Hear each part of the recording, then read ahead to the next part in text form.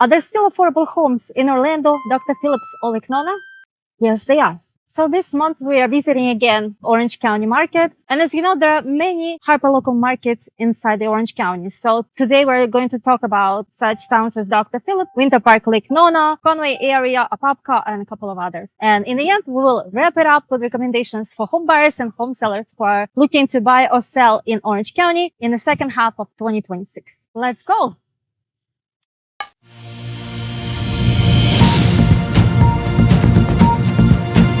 Jessica, welcome in. Let's dive into this topic and we'll start with overview of the entire Orange County market. So what kind of trend do you see? Thank you for having me again. So with Orange County, we are looking at single family residential data, and it's showing a market that started slower at the beginning of the year, then tightened as of June. So countywide, we're at about 25 days on market.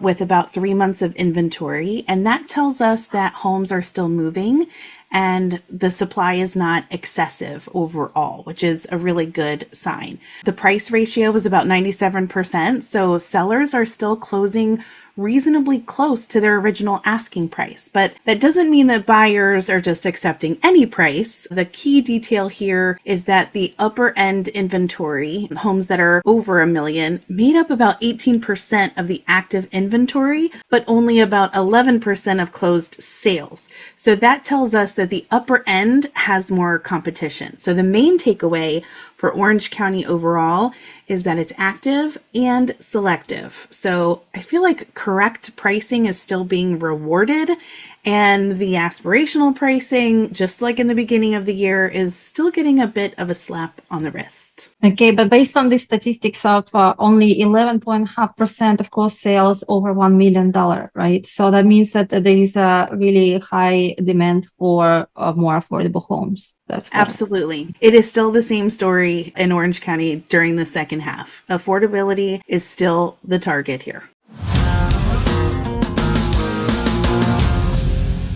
Let's move into the Orlando area. Our series is called Orlando Market Polls, and I feel that majority of our clients are actually in Orlando area. So what is this for them in this market? How can they see it and how they can understand it? With Orlando, there are all these different markets. We'll cover what I'm calling the inner core areas such as downtown Orlando, Colonial Town, Mills, Lake Como area, College Park. That area is what we're kind of concluding as this inner core that we're talking about. And it's a good example of why we have to look beyond just the county-wide numbers that are reporting, because Orange County covers such a big geographic area that a lot of these little pockets perform much differently. So this area of the inner core is tighter from an inventory standpoint with about 3 months of inventory, but the behavior of buyers is mixed. So the cumulative days on market is about 34 days, which isn't slow, but it's also not the fastest area either. The price ratio was about 96%, so pricing improved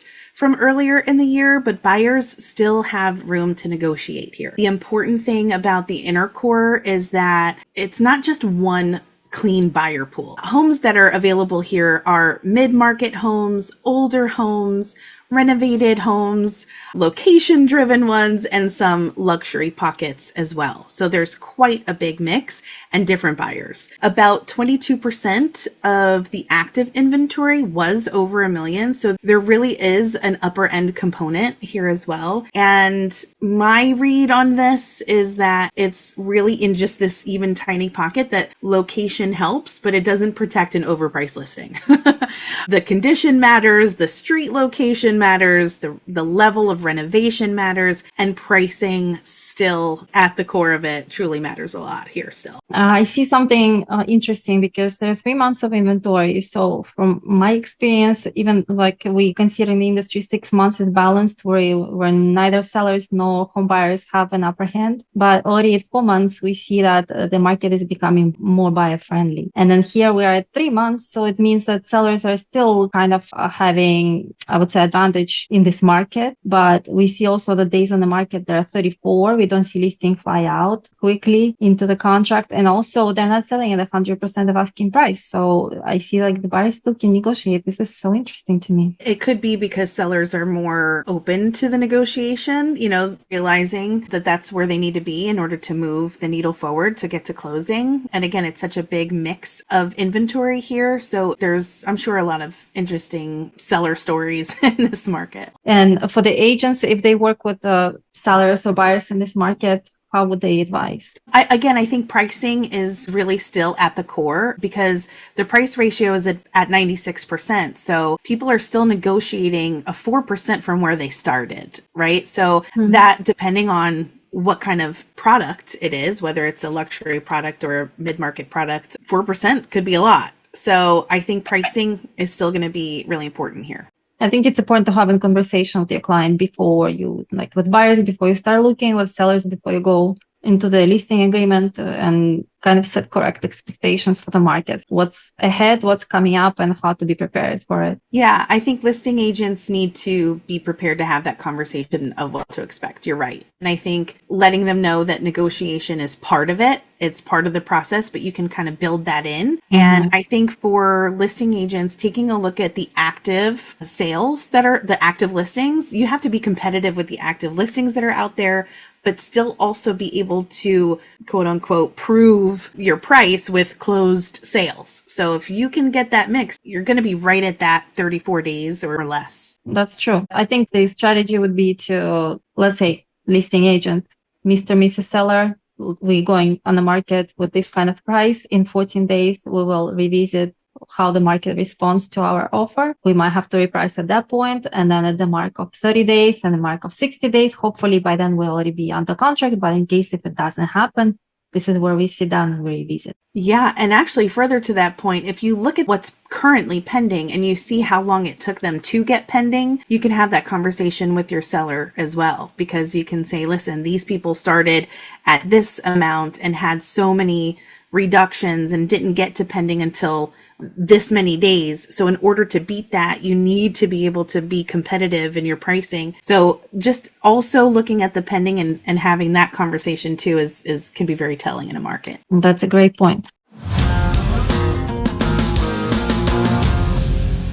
Let's talk about Winter Park and Maitland Corridor. I remember in the beginning of the year, we had the interesting stats there that there were 50 days on market. Remember? Yes. Oh, yeah. So let's see what's happening now. We're down to 15 days. Ooh. I know. So yeah, things are moving quickly again as of June. I think it was an active sales in the last couple months with the median days on market of 15, 3 months of inventory here. It's a strong speed signal. Winter Park and Maitland, everyone knows, it's people want to be there. The price ratio was 97%. So that tells us sellers were closing at close to their original price. What we need to be careful about in this market, because it is very luxury heavy. So about 55% of the active inventory was over $1 million. And that is a big number, but that's to be expected in this area. It's a desirable established corridor, but it's also sensitive. So if you look at median sale prices, if you have a market that has a lot of luxury, that can really swing the median. I wouldn't just depend on the median because you have such a variety of homes in this area. You've got some in the 4s and 5s, but then you have them over $1 million. If a couple higher end homes close in a month, that median price can swing. It doesn't mean that there's appreciation. Makes absolute sense. It's very important to understand the difference between median and average, because median is just majority of homes that sell at. So if like 55 homes out of 100 sell over $1 million,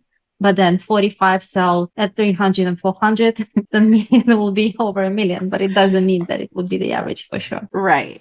So I think for buyers here, the opportunity is in this $1 million plus inventory where there's more competition. So there's just better buyer opportunity here. And for the sellers, the warning here is to price what we were just talking about, price against the current competition, not just the strength of the neighborhood names. You can't just put a price on on it because it's just Winter Park, but you have to price against the current competition if you want to move that inventory. It's a big number and buyers have opportunity to negotiate, but it's still a desirable area. Let's talk about East Orlando, UCF area. That's a very area where I used to live when I went to UCF. I love it. What trend do you see in this area? This is one of the cleaner supply demand stories in the area or in the data. The median days is 16. The inventory is about 3 months. Are you kind of seeing a pattern there? Not excessive inventory, but it means that the homes were moving quickly as of June.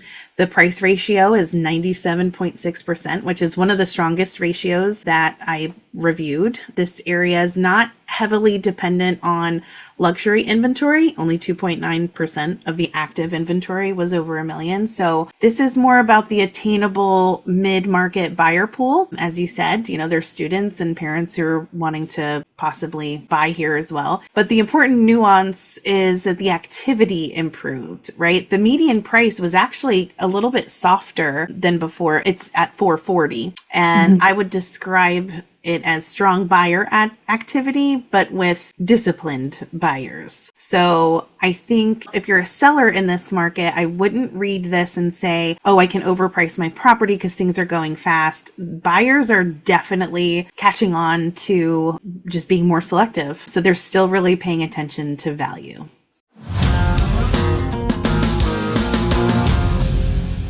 Last month, we talked about buyer behavior that changed because it used to be that buyers would look at the price and they would say, oh, we can go and we can lowball, or we can try to start negotiation at that point and see where it gets us. And now what we see from the buyers that they see something that might be priced higher than they thought it would, and they just move on to something else and they don't even bother to negotiate. So this is a different kind of buyer that we see lately. And I think for sellers, it's important to recognize that. I would say probably East Orlando has even more characteristic of that because it's a new generation, it's the next gen people that are coming into the market. So they are even more so prone to just not even bother, because I even see in my daughter's generation, they don't like to bother. They just move on and they do their own thing. 100%. They're not going to lowball. Yeah, they'll just move on. They'll say, nope, not for me. It's not in the cards. Bye.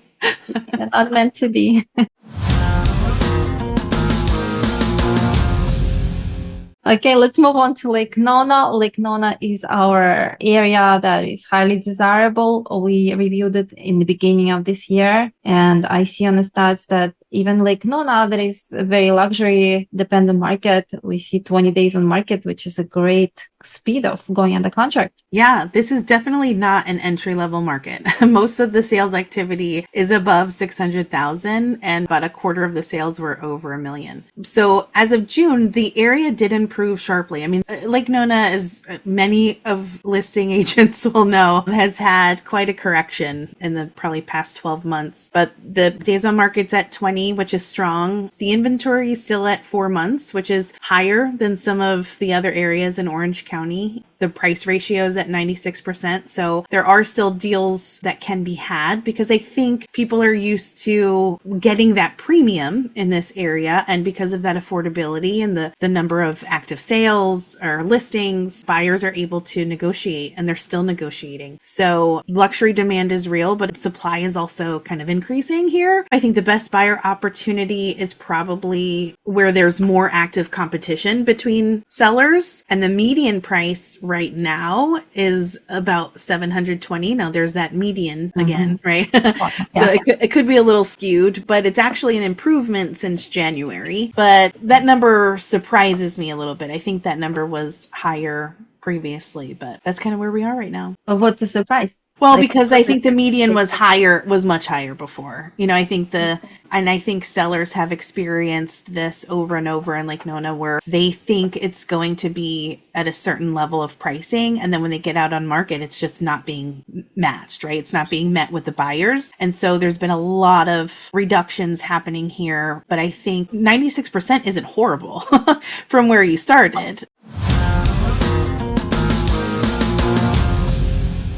Okay, let's move on to Conway and South Orlando. So what are we seeing there? And when we're talking about Conway, South Orlando, we're talking about Belle Isle, we're talking about the MCO area, right? That's the area we're looking at.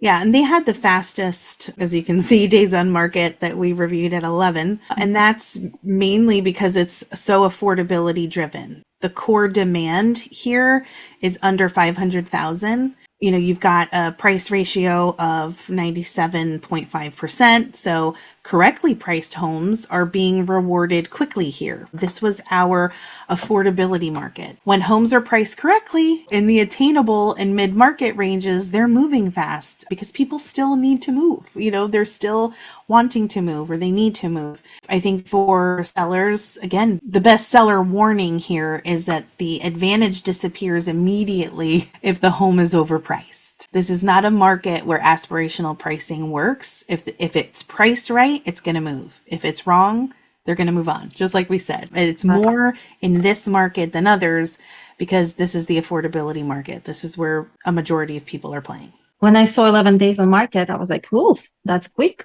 And I think that when we usually say that the first 10, 14 days are critical because that's a new lady on the block and everybody's checking it out, right? Here, we don't have those 10, 14 days because if it's 11 days on the market, probably the active listings that come out on the market, they should see already within a week if they get traction or not. Yeah, and honestly, this tells me that for agents that are playing in this market, I think they understand it well, obviously. If they didn't, we would have a lot longer days on market and people would be advising their sellers to test something higher. But I think those who are playing in this market know it well, and I think that's why we're seeing what we're seeing. Yeah, but overall, if you're looking for affordable home in Orlando area, the South Orlando market would be the good fit for the affordability driven buyer. Yeah. And from what I'm seeing also from these stats, that buyers that come on this market, they're well prepared to submit a good offer once they see the right price. Yeah.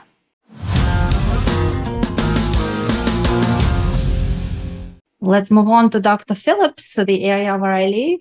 And I would like to know what you got to say about it. And from right off the bat, I see 45 days on the market and I'm thinking, oh, what are we dealing with? Yeah, it is slower than the county overall, but it's the most selective area in the data set. So yeah, the price ratio is at 94%, which is the lowest ratio that we've covered so far. So this means that buyers are pushing back harder on price here. And I think rightfully so. We know that this is a pocket of the higher end inventory. The higher end inventory was 43%, right? So it's heavy here, but there is so much demand in this area, but there's also a lot more competition among sellers. So buyers are still selective in this area. They have more room to negotiate. I think for buyers, they need to look at listings that are stale. And for sellers, they need to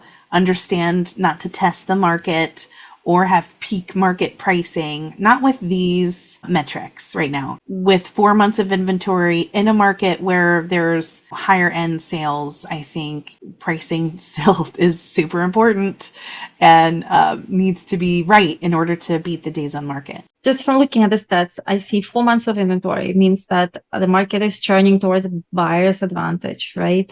94.6% of asking price tells us that buyers are negotiating hard and sellers have to take it. And 45 days on the market is just so much longer than all the other areas that we reviewed, including Winter Park. That is just, mind blowing to me, really. And then inventory over 1 million is 43%. So this is very luxury segment oriented market. And generally those homes, they don't sell quick. But in this case, they're like quadruple from the Conway area. So this is crazy. Yeah. Yep. It's going through its correction too. And sometimes that feels different depending what area you're in. But again, I don't think this is an indication of anything crashing. I think this is part of the correction. And I think this is actually healthy, believe it or not. Well, we have to accept it, right?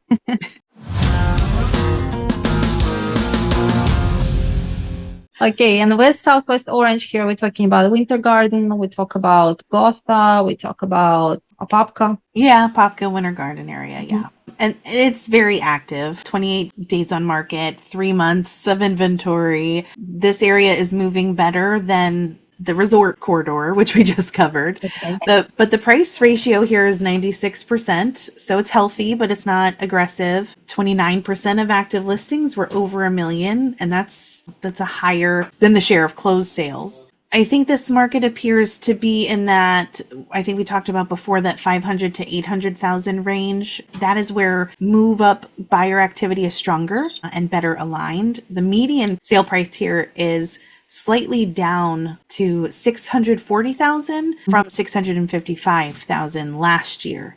And that's not huge. That's pretty stable. If the median was 655 last year and 640 this year, that's not horrible. Still correction. And with 3 months of inventory, 96%, like with those metrics, that is a healthy, stable market. So it is competitive, it's active. And again, they're competing against active inventory. So friends, this is where we are in the middle of 2026. This is a general overview of the entire Orange County. As you can see, different areas of Orange County have different patterns.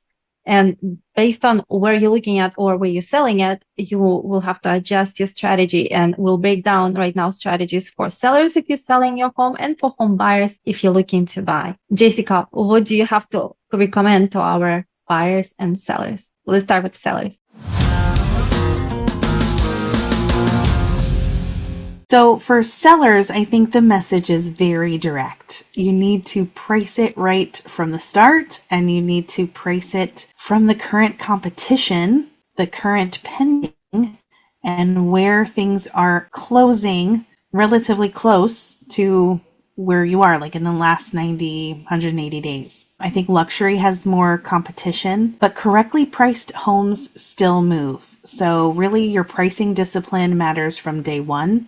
And I think aligning themselves with a listing agent that understands the market, understands price strategy is going to be super important for sellers to experience success on the market till the end of the year. If you're a seller and you see that average days on market are 25, if you look at your areas, look at those areas because it could be widely different. If you compare Conway to Dr. Phillips, for example. So look at your days on market and then think that out of those days on market, probably the first 2/3 of those days on market is your active exposure dates. That's when you come out on the market. That's when people are looking at you. This is the range of days that you have to draw all the attention of the buyers that have been searching on the market. So if in case of 25 days on the market, if by day 18 you're not on the contract, this is the time for you to start pivoting and start coming up with different strategy, because this is where the market is already telling you that no good, right? That's exactly right. And then a 97% of asking price, it tells us that people are negotiating, home buyers are negotiating. So whatever price you go on the market with, like be open to the conversation and then expect to reduce your price by about 3%, 3 or 4% in some cases in the areas that we saw. And this is okay. This is common for this market. So don't take it personally. This is just how the market works. If you see an offer that's 10% lower, you know that it's not the case. You don't have to take that offer. But, 3, 4%, this is absolutely acceptable in the current market that we see today.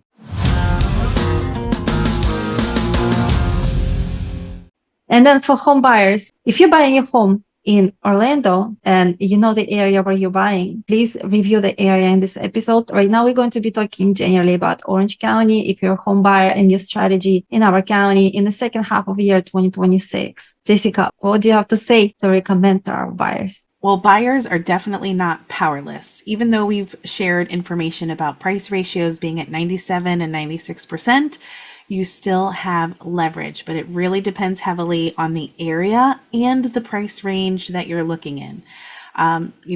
Conway and East Orlando don't behave the same way as Dr. Phillips and Lake Nona. And in faster areas, well-priced homes are moving quickly. But in more top-heavy areas, especially where $1 million plus inventory is building, you might have more room. But I think buyers really should look at the stale listings, start there first because your negotiation is going to be more powerful and you'll have more leverage there. But also do not be afraid to make an offer, because people may be open. You can't just move on. We did say that buyers tend to just, hey, if it's not priced right, I'm just going to move on because of so much inventory. But if you really love the home, or if something about it just is driving you, go ahead and make that offer and go through the process, because people are definitely negotiating and there's room to negotiate here. Absolutely. And especially if you guys are in East Orlando, you're younger, you're a next gen, you're a student, you don't even like to talk on the phone. We know that.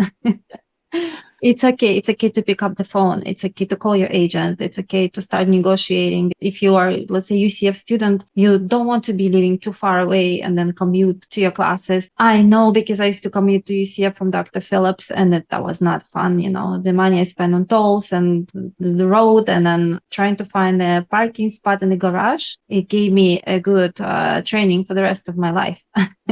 I still use some of those UCF garage practices. I'm just saying, like, if you're a UCF student, you want to be closer to the campus. That's all. If you're not on campus. So if you're bound to those kind of areas and you just have to be there, pick up the phone, negotiate. Don't be afraid, because sellers are open to that conversation. Don't think that it's not the market of the COVID times where there are 20 of you knocking to the door to see the home. So you do have opportunity to get a home that you want at the price that you want, potentially.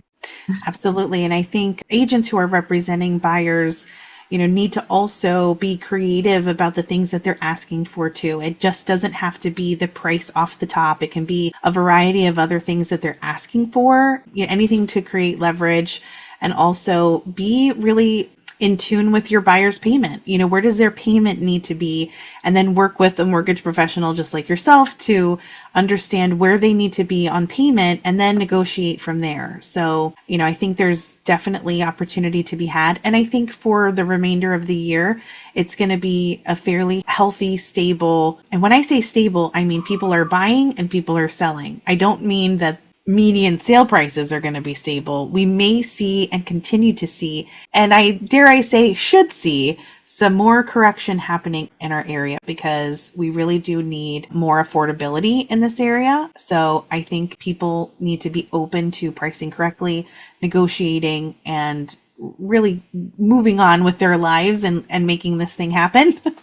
Because I think if you're on the fence and you're just sitting in your home, in your rental, and you're wanting to make a move, but you just haven't yet, please reach out to the mortgage professionals, the agents that are available in your market, and see what is out there and possible for you. There are deals to be had, for sure. I think that also applies to people who are sitting there with their 3% mortgage and they already outgrew the home by far that they're in at 3%, and they just don't want to give up that interest rate, and they just think, new mortgage would be, double that or more. But it's time to move on. Yeah. Correct. Especially in this inventory that the prices are adjusting, we see correction, and we see sellers that are open for conversation. There's no reason not to, as long as you can afford it. And every conversation that I start with my home buyers is, what's your budget? What's your comfortable monthly payment? You don't know? Let's figure this out. Because the goal is not to just buy a home. The goal is to buy a home that you will enjoy, that will not stress everything out of you.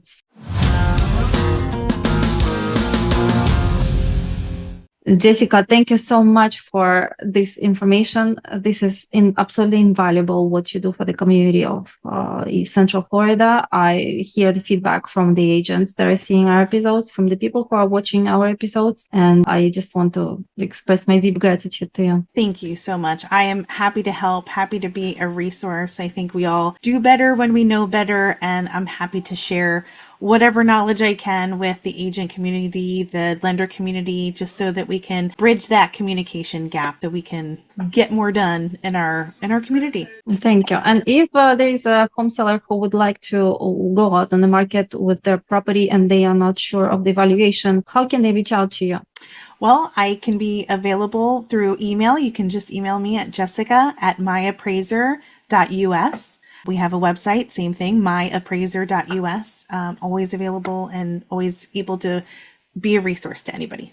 So next month, Jessica, what area are we overviewing? Next month, we will be covering Osceola County. Osceola County, yay. That was the area of the interesting story that we talked about last month. I'm curious to take another deep dive here and learn what is going on in Osceola County. I'm excited to take a look at what we can find. Thank you guys for staying with us throughout this episode. Please reach out if you have any questions. We are here for you, and then we'll see you next month.